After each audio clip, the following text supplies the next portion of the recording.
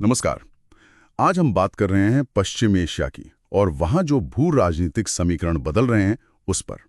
हमारे पास एक लेख है, पश्चिम एशिया में भू राजनीतिक पुनर्संतुलन। इसमें हाल की घटनाओं का विश्लेषण है, जैसे ईरान पर इजराइल और अमेरिका के हमले, फिर क्षेत्र की प्रतिक्रियाएं, ईरान का जवाब भी आया और फिर युद्ध विराम। तो आगे क्या हो सकता है? हमारा मकसद है ये समझना कि ये जो रीसेट हुआ है इसका असल मतलब क्या है। तो चलिए इसे खोल कर देखते हैं जरा। हाँ, बिल्कुल। और विश्लेषण की शुरुआत ही इसी बात से होती है कि कैसे इस क्षेत्र में एक बिल्कुल नई स्थिति बन गई है, खासकर ईरान के परमाणु कार्यक्रम को निशाना बनाने के बाद। ये वाकई एक, आप कह सकती हैं, टर्निंग पॉइंट जैसा है। हाँ, और लेख का जो मुख्य तर्क है वो यही कि ईरान पर हमले के बाद एक रीसेट हुआ है पश्चिम एशिया में। और दिलचस्प बात यह है कि इसमें लगभग सभी देशों की, मतलब दबी हुई या शायद खुली सहमति भी दिखती है। यहाँ तक कि रूस और चीन, जिनके ईरान से रणनीतिक समझौते हैं, वो भी चुप रहे। ये चुप्पी अपने आप में बहुत कुछ कहती है ना? निश्चित रूप से। इसका एक बहुत बड़ा नतीजा ये हुआ है कि ईरान का वो तथाकथित परमाणु खतरा, जिस पर इतनी बात होती थी, वो काफी हद तक बेअसर हो गया है। और इससे इजराइल एक तरह से इस क्षेत्र की अकेली प्रभावी परमाणु शक्ति बनकर उभरा है। अच्छा। और हाँ, इसे और पुख्ता करती है अमेरिका की भारी सैन्य मौजूदगी। करीब 40,000 सैनिक है वहाँ, साथ में विशाल वायु और समुद्री संसाधन भी। तो ये मौजूदगी किसी भी बड़ी सैन्य चुनौती को रोकती है। यही अब नई हकीकत है वहाँ की। तो इसका मतलब ये हुआ कि पहले जैसे खाड़ी देश थे, वो ईरान और उसके प्रॉक्सी गुटों से भी डरते थे, और शायद इजराइल से भी उतना ही। तो अब वो डर कुछ कम हुआ है। लेख तो यही कहता है कि ईरान के इसी खतरे ने उन्हें अमेरिका और इजराइल पर निर्भर बना दिया था। हाँ, काफी हद तक। और शायद इसी वजह से इजराइल को लेबनान, सीरिया, गाजा में ईरानी प्रॉक्सी के खिलाफ कार्रवाई की छूट मिली। तो अब यह खतरा कम लग रहा है, सिवाय यमन में हूतियों और इराक में कुछ मिलिशिया के शायद। हाँ, वो अभी भी सक्रिय है, लेकिन हाँ, बड़ा खतरा कम हुआ है। और इसी बीच खाड़ी देश अब इंतजार कर रहे हैं कि अब्राहम समझौते को, मतलब इजराइल के साथ रिश्ते सामान्य करने वाले समझौते, उसे आगे बढ़ाया जाए। लेकिन इसमें भी एक पेच है शायद, क्योंकि ईरान चुप तो नहीं बैठा। नहीं, बिल्कुल नहीं। ईरान ने जवाबी कार्रवाई की। कतर और इराक में अमेरिकी सैन्य ठिकानों पर मिसाइलें दागी।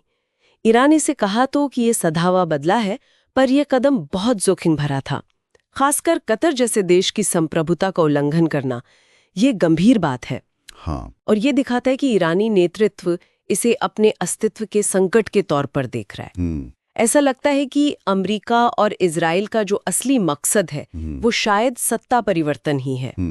लेकिन इसमें फिर वही खतरा है, इराक या लीबिया जैसी अस्थिरता फैल सकती है, जो कट्टरपंथ को और हवा देगी। और फिर अचानक से अमेरिका ने युद्ध विराम की घोषणा कर दी। ये भी थोड़ा चौंकाने वाला था। इसने ईरान को एक तरह से पीछे हटने का रास्ता दे दिया। पर यह बात भी सोचने वाली है कि ईरान अमेरिकी ठिकानों पर हमला करने को तैयार था। क्या इसी वजह से अमेरिका पर दबाव बना कि वो इजराइल को रोके? ये हो सकता है। बिल्कुल। और ये खाड़ी देशों के लिए भी एक चेतावनी है कि वो इस झगड़े से बच नहीं सकते। तो क्या अब ध्यान वापस परमाणु समझौते की बातचीत पर जाएगा? क्या लगता है? ये एक संभावना है।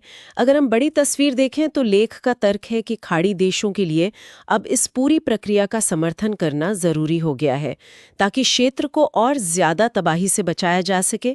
उन्हें शायद अब ज्यादा सक्रिय भूमिका निभानी होगी। सिर्फ इंतजार से काम नहीं चलेगा। सही कहा।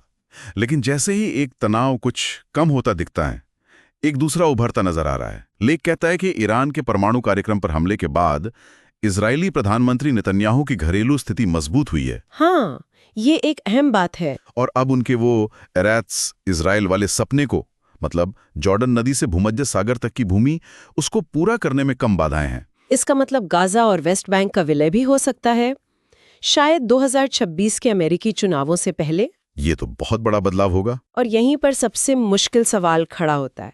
अगर फिलिस्तीनी क्षेत्रों का विलय होता है तो फिर इजराइल क्या करेगा? क्या वो अपनी यहूदी पहचान बनाए रखने के लिए एक रंगभेदी राज्य जैसा बन जाएगा, जहां फिलिस्तीनियों को बराबर के नागरिक अधिकार नहीं मिलेंगे? या फिर वो सबको समान अधिकार देकर एक वास्तविक लोकतंत्र बनेगा? इतिहास और मौजूदा हालात को देखें तो पहला विकल्प ज्यादा संभावित लगता है। और ऐसा लगता है कि खाड़ी देश फिलिस्तीनी राज्य के लिए दबाव बनाने में उतने मजबूत नजर नहीं आ रहे हैं। इस पूरी उथल-पुथल के बीच भारत का रुख क्या रहा है? लेख में इसका भी जिक्र है। लेख कहता है कि भारत ने तटस्थता बनाए रखी है, तनाव कम करने की अपील की है। वो एक तरह से संतुलन बना रहा है इजराइल और ईरान दोनों के साथ अपने रिश्तों को लेकर। चाबहार बंदरगाह का मामला भी है, क्योंकि भारत के अपने हित भी दांव पर लगे हैं इस क्षेत्र में। बिल्कुल। तो संक्षेप में कहें तो पश्चिम एशिया एक बहुत ही नाजुक और जटिल दौर से गुजर रहा है।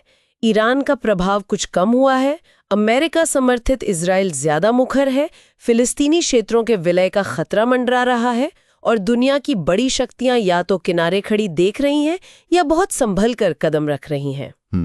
और अंत में एक सवाल श्रोताओं के लिए छोड़ जाते हैं सोचने को, कि अगर ये दो राज्य समाधान की बात पीछे छूट रही है और विलय की संभावना बढ़ रही है, तो क्या इस नई हकीकत को चुनौती देने के लिए पश्चिम एशिया के भीतर से ही कोई अप्रत्याशित गठबंधन या प्रतिरोध के नए तरीके उभर सकते हैं? ये देखना वाकई दिलचस्प होगा आगे।